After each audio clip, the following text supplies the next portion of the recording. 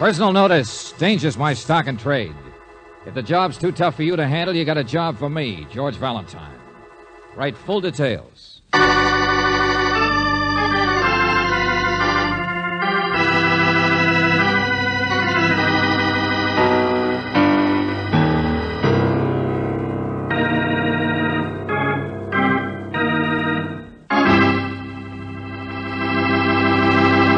You remember Charlie, who used to live around the corner? Poor fella. Always had a problem. He was forever trying to make square pegs fit into round holes. Nobody thought he'd do it. Then one day he did. He shoved his mother-in-law down the garbage disposal. But that's doing it the hard way. It would have been much easier to let George do it. At least George Valentine could have gotten Mama out of the house in one piece. Yeah, you never know when George will come in handy. Now take Jerry Mace, for instance. He's the guy standing over there on the crowded railroad platform. He's waiting to catch a train home to Wifey. But I don't think he's going to make it.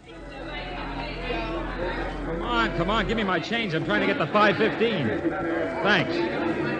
Oh, excuse me. Pardon me, lady. Excuse me, that's my... All right, so it's not the 5:15.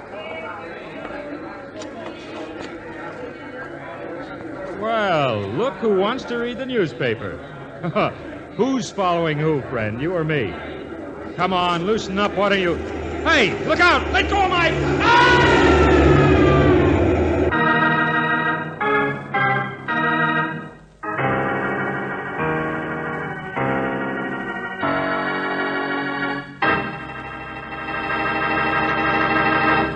And so instead of making the 5:15, Jerry Mace caught the Heavenly Express. Hope he had the right ticket, because it's a long ride with no return. Speaking of tickets, my friend here always has the right one for you. All aboard, conductor. That was a streamlined spiel if I ever heard one.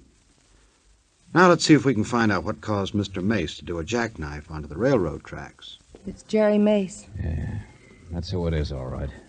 Or was. One of my boys who went out to get the body said he thought he recognized him. Thought he was a friend of yours, Valentine.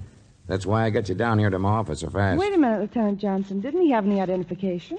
Pockets were practically empty, Miss Brooks. Wallet, stuff in his side pocket gone. So he must have been slugged first, robbed, and then shoved in front of the train, huh, That's George? right, Miss Brooks. Otherwise, it might have looked like he'd just fallen or maybe even jumped off that station platform to kill himself. Sure, he was a nice guy. But you don't have to beat around the barn to prove it was murder. What do you mean? He just got a new job a couple of months ago. Private investigator for the independent insurance company. For what? Yeah, you heard me. Was anything at all left in his pockets? Handkerchief, couple of theater stubs. Things are over there.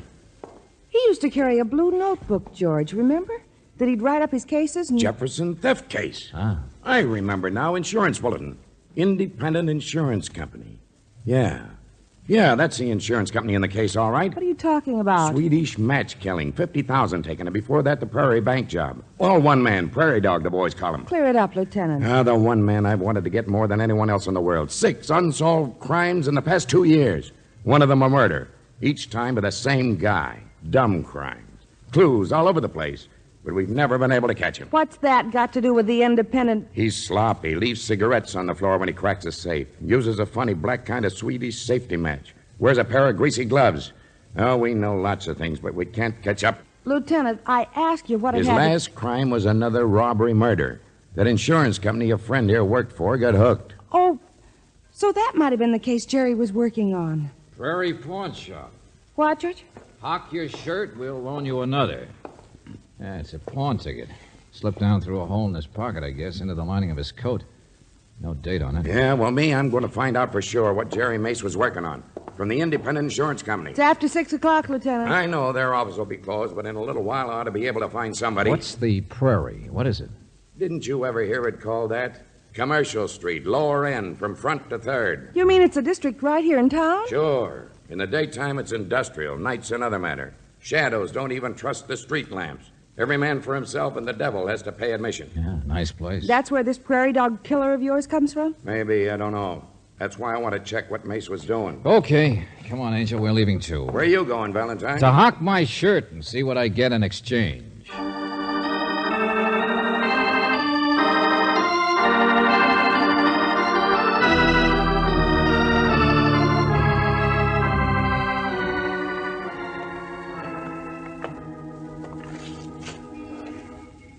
Closed. George, the shop's closed. Yeah. Anyway, I don't understand why you're so interested Angel, why would Jerry hock anything? He's always had all the dough he needs. Oh, well- Unless he was interested in the place. Or unless it was somebody else's ticket he picked up for some reason. Or unless this place had some connection with the merchant. $60 a month. What in the... You want it or don't you? Utilities paid until the 5th. 60 in advance, and I won't take a check.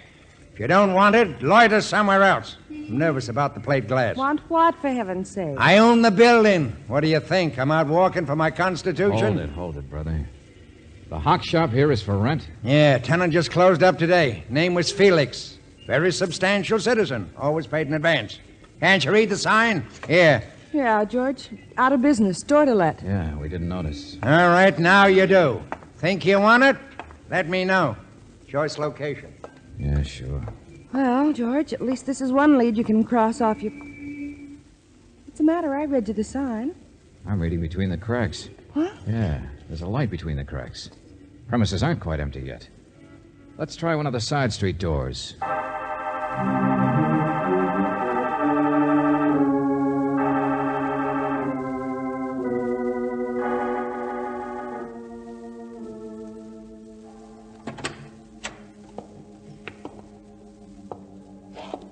Hello? Anybody here? He said the man's name was Felix, didn't he, George? Hello, is anybody... Now, what are you doing here? So here, I guess. We're just... Shh. Come on, stop blowing your nose. Talking to somebody else. Yeah. Take it easy, take it easy. Just wanted to see you, that's all, Felix. Can't you read signs? Now go away, stranger. I'm busy. Try more the next block. I don't want to hawk anything. Oh, here, like a smoke? Smoking's cheaper than eating, you know. Keeps the stomach quiet. Beat it, I said. You want a handout, stick to soup kitchens. I've got an inventory Ah, to take. please, Felix, listen. Hey, tell me, somebody says you loan money on things. What do you think a hock shop does? Bake donuts? Yeah, but I mean, Stranger, for the love... Oh. What have you got? wristwatch. Yeah, let me see it. Yeah, my grandfather gave it to me. Wonderful man. Pretty valuable, don't you think? George. Yeah, Brooksy, watch this. Your grandfather, huh? Only, of course, it's a lady's wristwatch. I know. Guess he must have bought it for my grandmother, don't you think? Piece of junk. But all right, come out back here a second. Uh-oh. Pieces of junk are worth something sometimes, though, don't you think? You see, Your name, Felix? Yes, that's right. What is this, open house? Well, we want to see you, that's all. I know, everybody does. I'm out of business at the side door, too. if you gentlemen wish to discuss something, I'm... No. Give me that thing. And you stick around, tall boy. Sit down, sister. I'll only be a minute. Really, I could come back on Give it to Sunday. me, I said. Yeah. Get it here in the lights. Uh-huh. Look at that. Rhinestones aren't even real. Your grandfather got taken. Ah, shut up. Hello, Prairie Pawn Shop. Oh, hello, Sergeant. Well, the same to you. But look, Sergeant, I'm locking up my place, and I... Yeah, okay. Let me have the description. Brown hair, skinny, short. Look, I've got other things to do than watch for a stolen wristwatch, huh? Wait a minute, you say the guy sniffles? Hey, you! Stop him! Stop him! Stop that guy! Officer, grab him! Let somebody else wear himself down. Well, you were a great help, tall boy. Let him go. All right, so who cares? Great neighborhood, huh? Classy type of people. Sister, what do you think of having a shop where guys like that come in? What's the matter? Want to use this phone, that's all. Well, if it's all the same to you, I... Just looking, that's all. What's the idea? Well, the phone's dead, isn't it? Kind of a convenient call from his friend the sergeant, wouldn't you say, Brooksy? I wondered why you brought that guy back in here. Look, Where's the boy. button? Oh, yeah, here we are. Sure. Step on the button, it rings. Not bad. Bum walks in, obviously trying to peddle a stolen watch. So you step on the bell and pretend to get a call from a police And then the sergeant. bum runs away, leaving you the watch. Nice clear profit. How to steal from a thief. Great neighborhood. Classy type people. All right. It's no skin off of your neck, is it? No. The Prairie. Gotta watch yourself in the clinchers in these parts, tourist. George, what did Lieutenant Johnson mean about Swedish matches? What? Look. And it's black, too. It was a safety match. Let me see that. Yeah.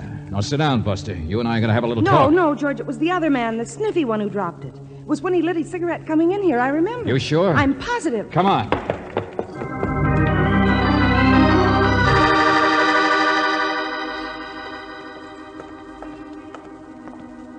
Headed up the alley, Valentine, but I cut him off. Chased him 3 blocks since Felix gave his yell, but I lost him. Hey, listen, there's another cop's whistle. They must have got him on the next street. Oh, no, they haven't. He cut down this side, then ducked in someplace just a second ago before... He's killing him! He's killing him! Through here, back at the barber shop. Yeah. You like a shave, huh? Well, I'll give you a shave. Close to the skin from Tony, huh? I'll show you coming into my shop. There he is. Like He's got him. this.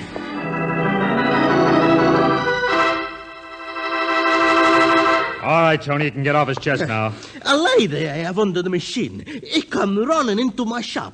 She could pull her hair out by the root. He was just trying to find a way through the alley, I guess. Oh, I catch him. Tony catch him. I chase him. First he tried to fight me. Stop waving that razor I around. could have sliced his ears. All right, we said. Come on. On your feet, Sniffy. Thanks. Yeah, much obliged. Oblige, he says. Oh, hey, look, mister. I didn't steal no watch. I didn't do nothing. Oh, assault, battery, trespassing, scaring to death a woman under the machine. Keep your shirt on, Tony. There's probably a reward for catching prairie dogs. What? What are you talking about? I'm getting out of here. Oh, no, you don't. Yeah, that's better. Yeah, Sniffy. We'll forget the watch. You're under arrest for what's called suspicion of murder.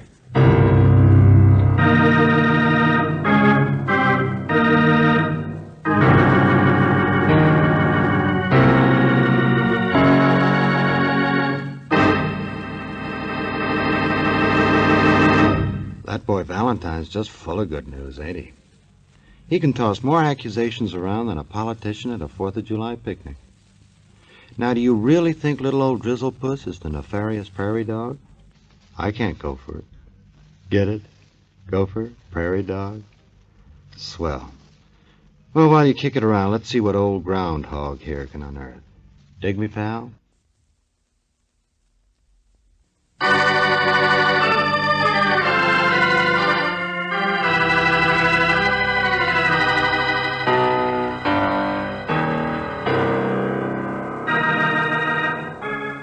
Say, do you remember when you were a kid how you liked to put pennies on the railroad track just to see what would happen when the choo-choo train ran over it? Well, there's a character around town called the Prairie Dog who has, shall we say, modernized this little prank. Instead of using pennies, he started using people. And you know what happened? It worked. However, this does not set well with George Valentine, as he figures it will give the railroads a bad name if they have to start putting body catchers instead of cow catchers on the front of locomotives. So, he sets out to do something about it. So far, all he's been able to find is a little sniffle-nosed character who's long on alibis and short on handkerchiefs. Meanwhile, the cops are busy, too. Bless their little hearts. There, you see that? File we've drawn up on all the prairie dog cases. Let's see. That same kind of match has been found in every single one of them. Why, I wonder? Because the guy's dumb, Miss Brooks. Also because he smokes. Big logic. No, look there. Each one was a robbery that took some time. Makes sense. Yeah. In one, a safe was blown, and another, a combination was worked out. Well, is Sniffy a clever enough man to... Guy gets nervous. He smokes while he works. Grinds his cigarettes out into the floor. Here. Like that. Always the same way. Oh, the janitor will love you. You can't buy those matches in stores. Try it sometime. Sniffy's cigarette was the same brand, too. Cheap, but not too popular. I didn't see any greasy gloves on him. That friend of yours, Jerry Mace, who got killed, was definitely working on finding the prairie dog. His office said he was working on a hot lead today, but they didn't know what it was. You'll have to say more than that, Lieutenant. Before you'll buy that it was probably the guy he was after who killed him? Right? Mm-hmm. Well, Sniffy can't offer a single explanation as to where he was at the time of any one of the prairie dog crimes. Also, we've already turned up a witness who says he saw Sniffy on that station platform this evening when Mace was killed. Why didn't you say so in the first place? How good a witness? That's why I didn't. For skeptics like Valentine, I'm waiting to get some more witnesses so I Come on, let's go down and see Sniffy, huh? All right. If you don't believe me, watch him hammer the nails in his own coffin.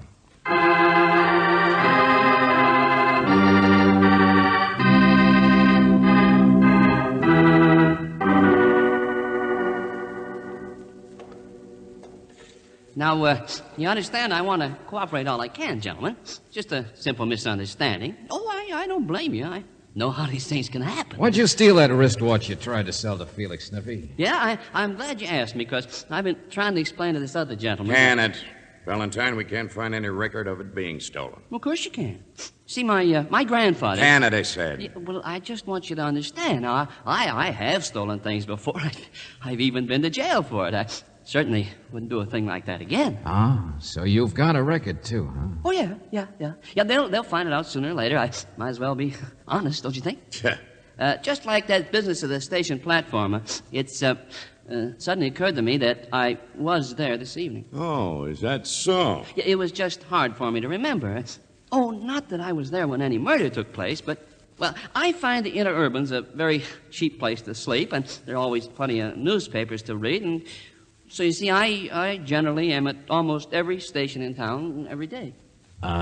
Speaking of coffin nails, Johnson. Oh, would you like a cigarette? Excuse me. Of course. Oh, thanks. New brand, huh? New matches, too. I only want to be helpful, that's all. Hold it. Where'd you get these? Didn't they take his stuff away from him, Johnson, when they dressed him in the faded suit? Oh, I suppose one of the Yeah, let's guys... see. Hey, get away from me. Those are mine. You can't... Sort of full pockets you wear, Buster. Cut it out, Snippy.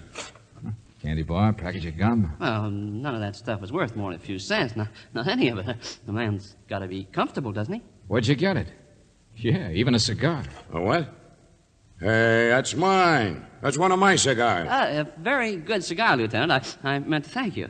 But how in the love of... Our friend here's a pickpocket, Johnson. Simple as that. The big suspect. Oh, for Pete's... Of course, none of it's worth more than a few cents. You see, I've mended my ways. I wouldn't touch anything valuable. Telephone for you, Lieutenant. Yeah. Kill this guy for me, Valentine. Is it wrong for a man to like his little comforts? You took this stuff from the guards, huh? From anybody who's been near you, right? Well, perhaps. Just like the Swedish matches and special cigarettes you might have taken from anybody. Well, it's an embarrassing thing. But who? Come on, remember. Where'd you get those matches? I wish I knew. He might have been anybody, I guess. Anybody I bumped against. Oh, brother. Oh, Felix himself, I suppose. Come to think of it, a man like Felix is much more the criminal type. Shut up. What? Go on. We're letting you out of here. You've given me enough bad ideas for one night. Felix isn't the prairie dog. I can tell you that right now. Well, I was only... Because Felix happens to be dead. Murdered.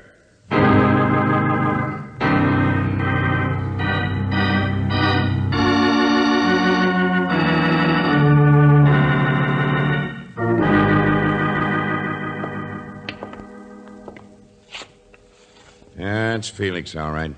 How about it, Sergeant? Another prairie dog, sir. Fits all the patterns. Been hit over the head. Blunt instrument, grease stains on the paperweight there, same as on the briefcases. Motive robbery, huh? Sure. A pirate like this guy Felix must have made a pretty penny in Oh, his look time. out. Don't stand there, sir. Huh? A couple of marks on the floor, that's all. Hey, where's this landlord? Did you find him? Yeah. Come in here, will you? Sure. Say, ain't this a tragedy, though? It shows you never can tell. His name's Caligari, George. I've been talking to him in the other room. But I didn't say much. How could I? Left Felix here before you people came. You people saw Never me. mind the alibi, friend. He says he was here helping Felix pack before, George. Pack? Yeah, going to Florida. Fly to Nassau. He made his pile. What do you mean? Gonna retire. That's why he closed out his shop. Cashed in all the stuff he owned. Had a briefcase full of securities and stuff, and a roll of green goods in his suitcase that would have choked a horse. Who knew that Felix would be ripe for robbery right now? Jerry Mace, for one, George. Maybe that's why he was interested in Felix's place today. Yeah, I thought of that, but who else? Well, I guess most everybody in the neighborhood, friend, must have had some idea what was going on. Felix was a pirate. Wouldn't take much to figure he was worth knocking over.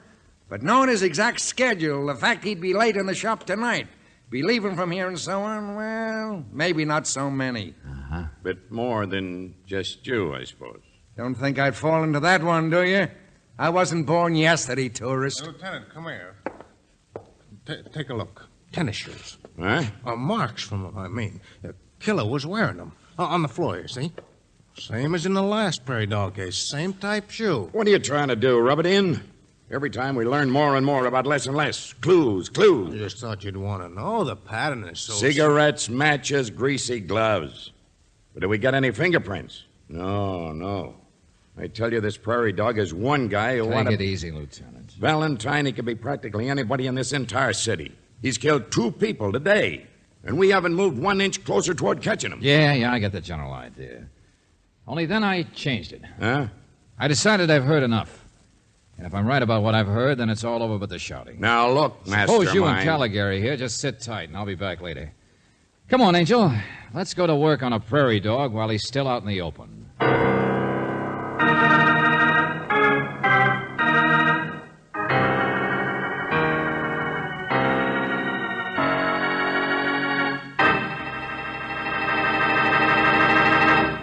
I wonder what George will use to dig up a prairie dog. Could be a shovel, maybe. I know what I'd use. A spade. Sam's spade. Not that I haven't confidence in Valentine, mind you. I do. Just like I have confidence in what my friend here has to say to you.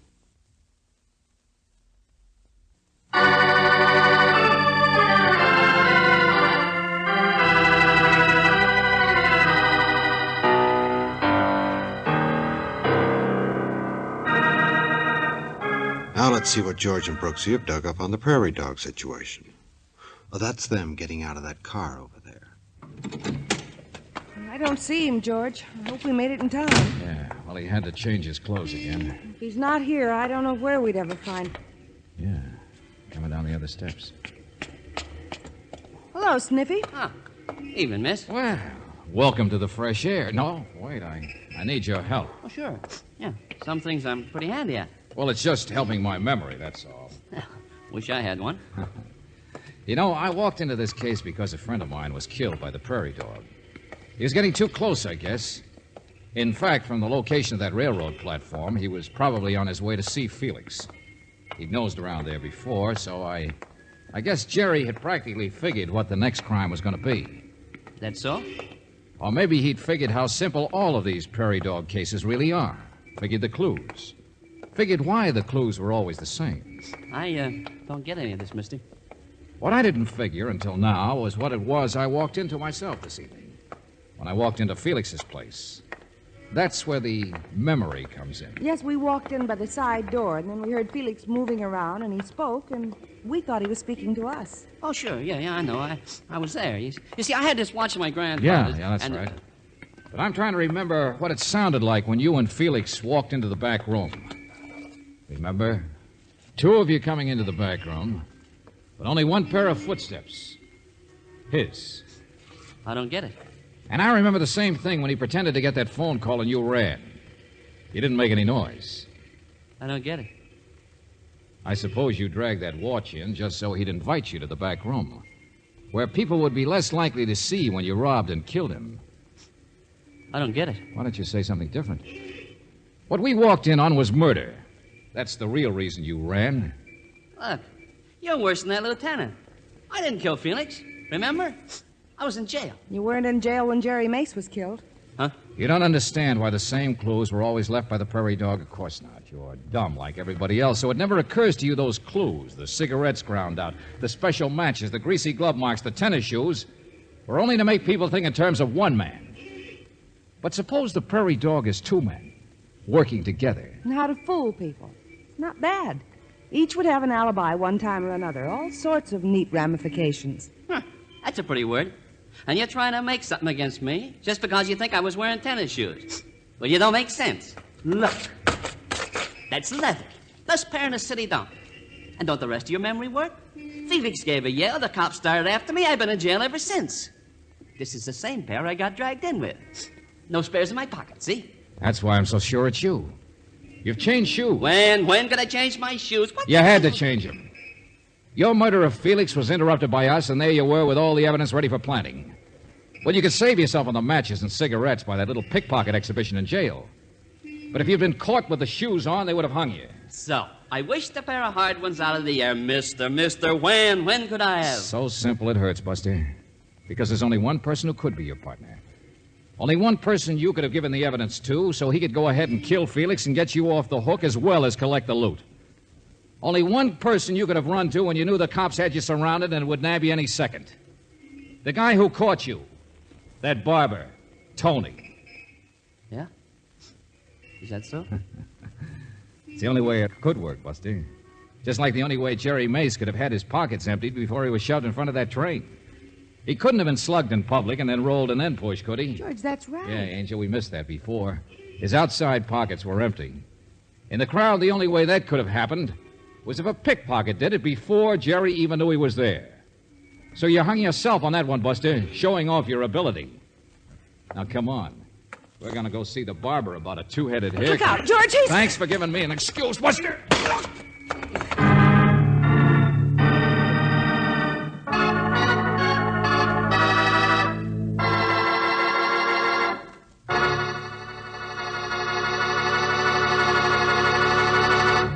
So it was Sniffles after all.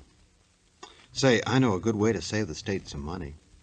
Instead of sending him to the chair, thereby using up a lot of electricity, just put Junior in a cell with a box of paper handkerchiefs and let him blow himself to death. Oh, well, it's a dog's life at best. So before they put me back in the pound, let me say that Robert Bailey played George Valentine with Virginia Gregg as Brooksy. The story was by David Victor and Jackson Gillis, and that baying in the background was that old hound dog, Eddie Dunstetter. I hope you'll save some time for another visit with Valentine, when you will again hear what happens when you let George do it.